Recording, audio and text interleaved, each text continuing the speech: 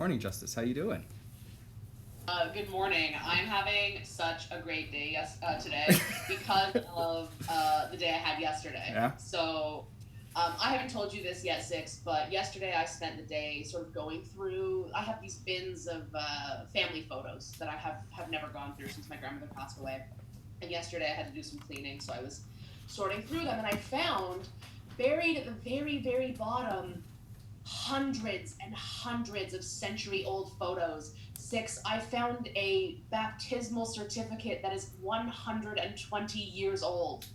Holy shit. I'm absolutely elated and so curious and so inspired. I can't wait to begin exploring sort of these documents and like the history of my family, because from here, more or less, yeah. So like photos from Tilbury 100 years ago. I'm endlessly excited about this.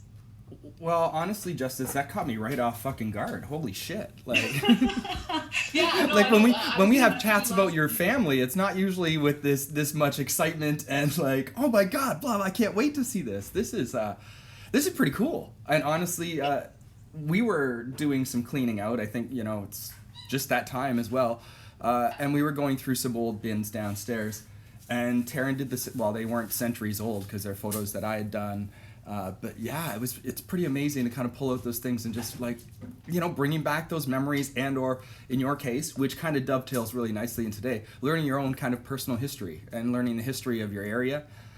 Today we have a really great guest. I'll hold off until after the music video and all that sort of stuff. So the other day we put a little call out to the Windsor music scene on Facebook.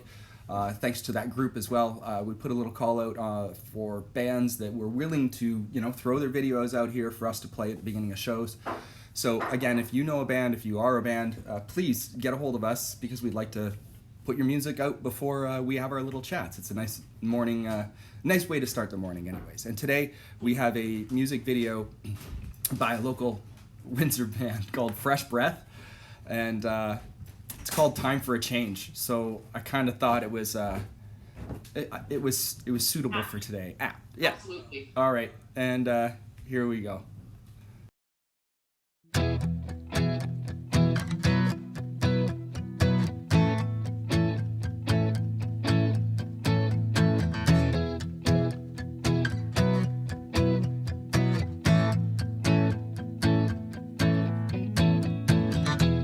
Sitting here on a Tuesday, sipping whiskey, and I'm thinking about leaving, but I'm taking you with me. I'm gonna leave all these small town problems behind, 'cause I know they're not your fault, and you know they're not mine. Gonna pack up the Chevy and leave it all behind.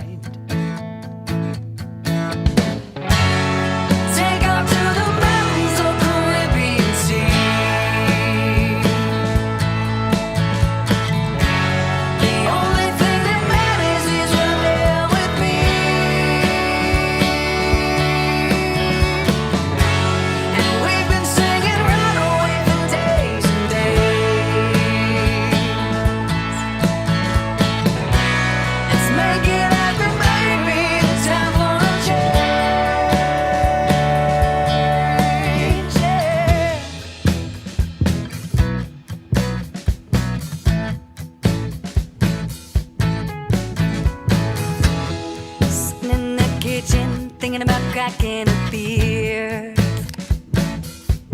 and I'm getting kind of fed up with all the mindless drama that's here.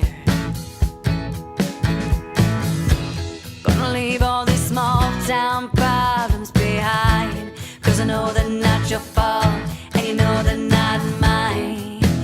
Get the Chevy ready, baby, let's leave it all behind. Take out to the mountains or Caribbean Sea.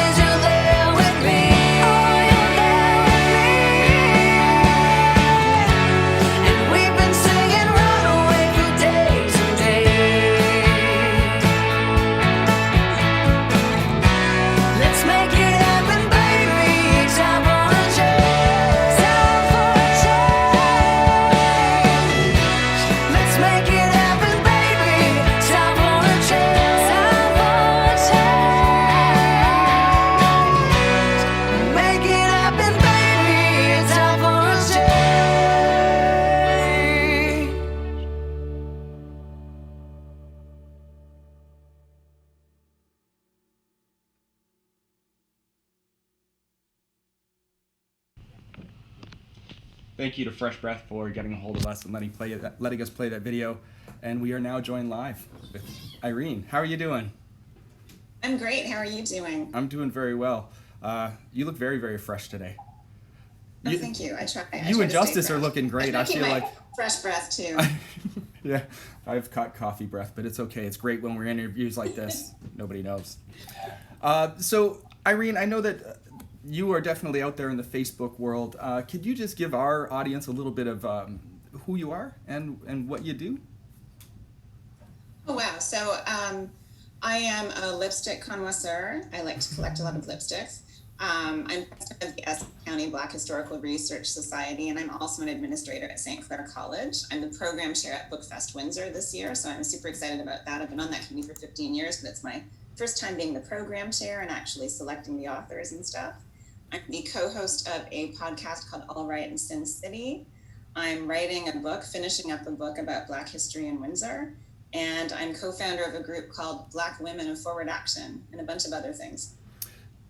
So, since there's really not much for you to do during all this time except stay home and work on all these projects, it doesn't really sound like you've kind of had too much of a break, I guess. I mean, other than the teaching in the school, you've been kind of wheels still rolling pretty hard, eh?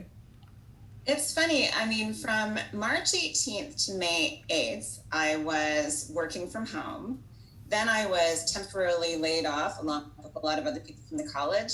That happened. And I just filled my time with all the other things I do. They just took up more space, I guess. And now I'm actually back at work for part of every week in a health and safety role. So that's been interesting, trying to balance finishing off these other projects and going back onto campus. But it's been fun. It's been an interesting time. It's been a scary time and a tragic time in terms of everything that's happening in the world and around us. But, for me personally, it's just been a keeping busy kind of time. Absolutely. Before we move on to kind of more deep questions, I have a bit of a curiosity about what the health and safety role at the college is looking like now. Yep. How are you feeling about that whole situation? Well, right now at St. Clair College, not that I want to represent St. Clair College in this interview. Absolutely. Right now what we're doing is a small pilot with a group of apprenticeships. I think there are about 200 apprentices on campus, and they're very physically spaced. We have everything laid out so that they are far apart in the labs. There are some kinds of training that just can't occur online fully, and they needed to come back and finish some of those on-campus hours. So they're mostly in the Ford Center of Excellence in Manufacturing. They're wearing masks in the common areas. They have markings in every classroom and lab indicating where they can sit and how apart they should be. And we're there just to do risk assessments around the whole campus and to make sure that when other students come back on campus in the fall in greater numbers for their lab courses that can't be done online, they'll be safe too. So we're kind of using this pilot time to work out the kinks, not that there really have been a lot, and just make sure that we know what we're doing come fall. Oh, of course. All right. Thank you so much, Six. It looked like you had a question. No, actually, that was the whole question. I mean, I was kind of curious as to, I have daughters that are in public school. They're 11 and 8. And, looking forward, my wife and I had the very serious question, what do you think we're going to do in the fall? What are the options going to be? What is it going to look like? And it's, I think, one thing to kind of be dealing with adults and putting them in that situation where they understand what's going on. Not that my kids don't understand because they get a lot of information, but a public school is a whole different environment, and education's going to look, it could look really different. They're talking about either rotating days or going half days. When you're looking at this as a teacher too, are you kind of taking a little bit more of a proactive approach to kind of put more things on either online or accessible teaching in that way?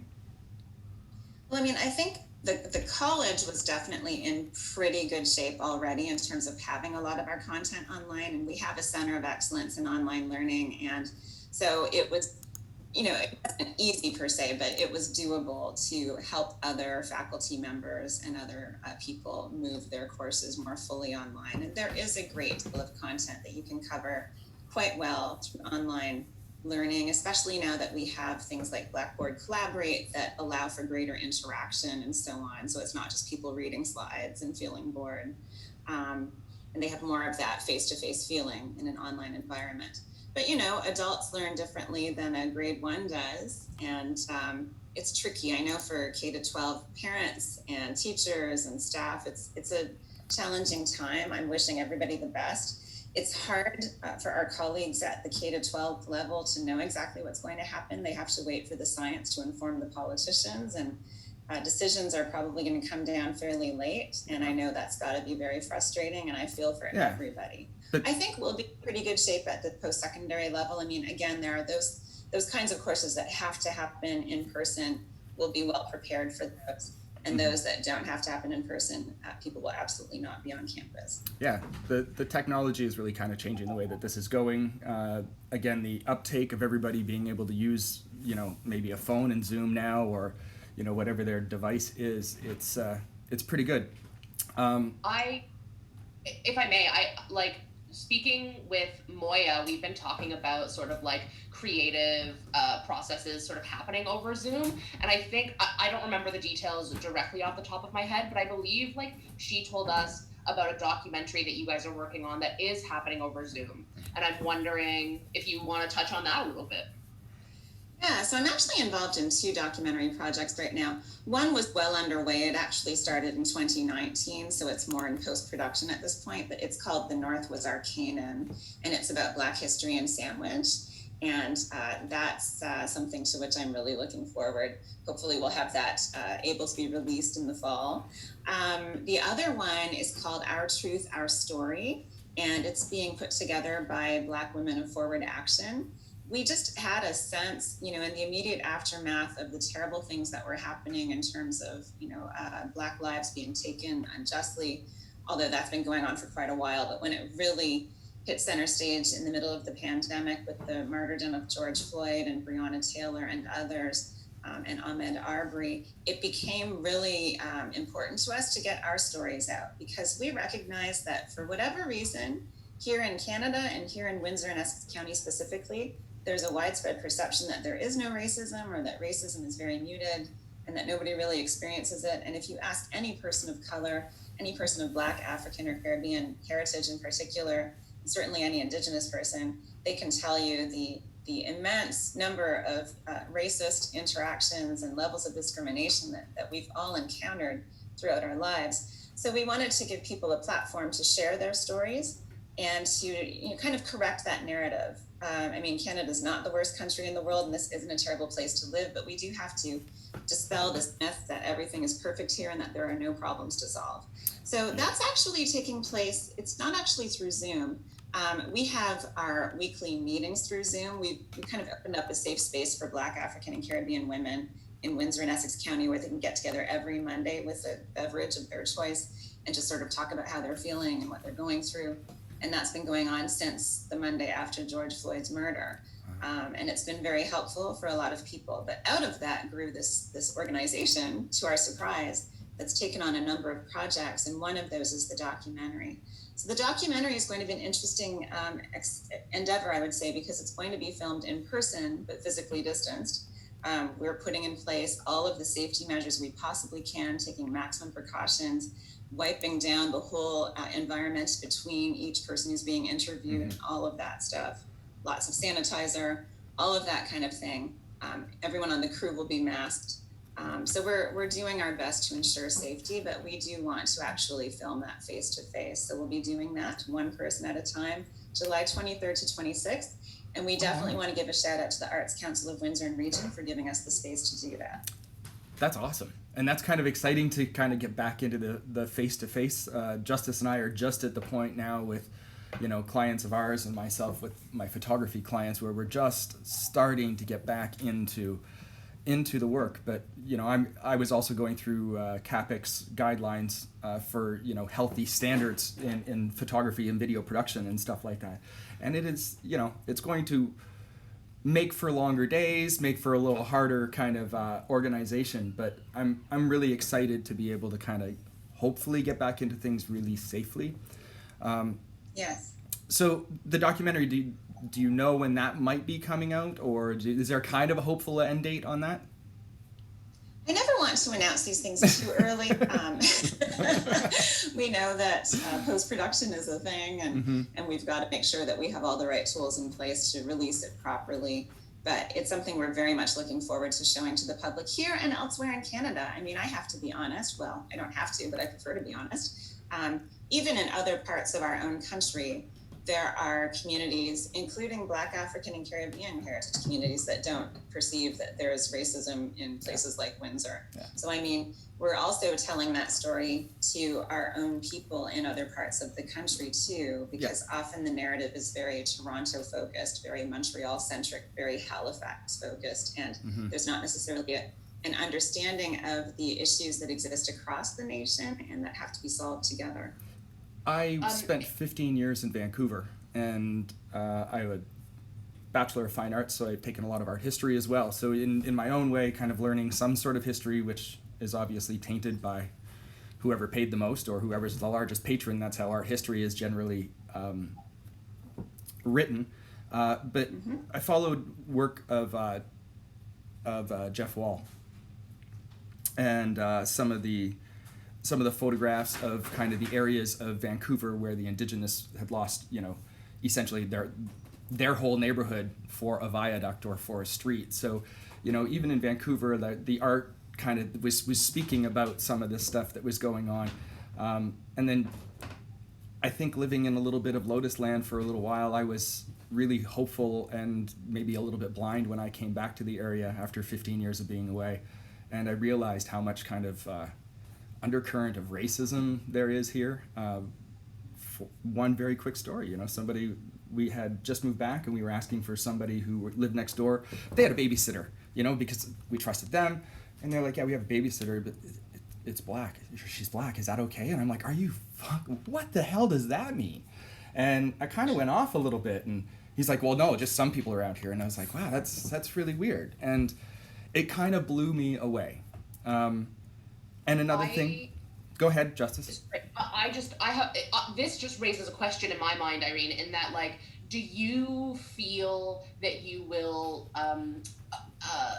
get resistance from people in the community from the idea, do you think that folks will be sort of resistant to the idea of having their racism called out if they believe that there is no racism here? They already are. They're already resistant. I mean, anytime I'm in the Windsor Star talking about Black history, which is a fairly frequent occurrence, if you actually read the comments, you'll see that people are infuriated that we're raising these issues, that we're suggesting there are any issues or that there were any problems at any time. And, we should be grateful or go back to where we came from or whatever. I love the go back to where we came from, because not to devalue anybody's belonging to Canada or being part of Canada. My family has lived in this county for 170 years, so I'm not going anywhere. Yeah. Older than my family. Old to be. Actually, a little neat thing before you had come on, Irene, Justice was talking about just going through her boxes downstairs and coming across old... Justice, you give it. I found, hidden away amongst immense family surprises, I found a box of hundreds of century-old photographs, many originating from this area, including a baptismal certificate from a church in Tilbury, Ontario, that is 120 years old. I am elated and ecstatic and beyond excited to pull this box out and sort of begin exploring my family's history in the area as well. Awesome. No, that's amazing. And that's such a treasure. And I wish that we would be more willing to share our stories, regardless of our backgrounds, if we have access to those stories. Yeah. Something I say to a lot of people when they're like, oh, your family's been here so long, your family's done all this. I mean, all of our families have done things. All of our families are courageous, incredible, intelligent people in them. It's just some of us have better records or were given better records or better stories passed down. Others didn't have that privilege. But I mean, everybody's got stories. Absolutely. We all came from somewhere. Mm-hmm. I have kind of two other questions I want to ask you. Number one, you're doing a little bit of you're involved with the street renaming or names of our streets. You're giving a little bit of a background of that and maybe talking about where some of those should be changed. And when I had brought my wife to this area, she understands real French, so roads like Peary were really, really odd to her. But so we paid attention to some of the. And they should be. Yeah. So we paid attention to some of the street names for a while here, and then we were also driving up to visit my friend up near Sarnia, and on the sides of the roads when you get kind of into Kent County and a little bit more towards Chatham, there's road signs that kind of mark the trail of the Underground Railroad, which was something that I had to search it up because there's no text that goes with these road signs. It's just an image of prints and stars or footprints and stars. But is the idea of maybe taking some of that history and bringing it into the city too? Is there stuff like that we have in our city where we were close or have a history with the Underground Railroad? Is some of that going to come into the city as well as far as the signage goes? With the street names changing, are they looking at those other things, I think?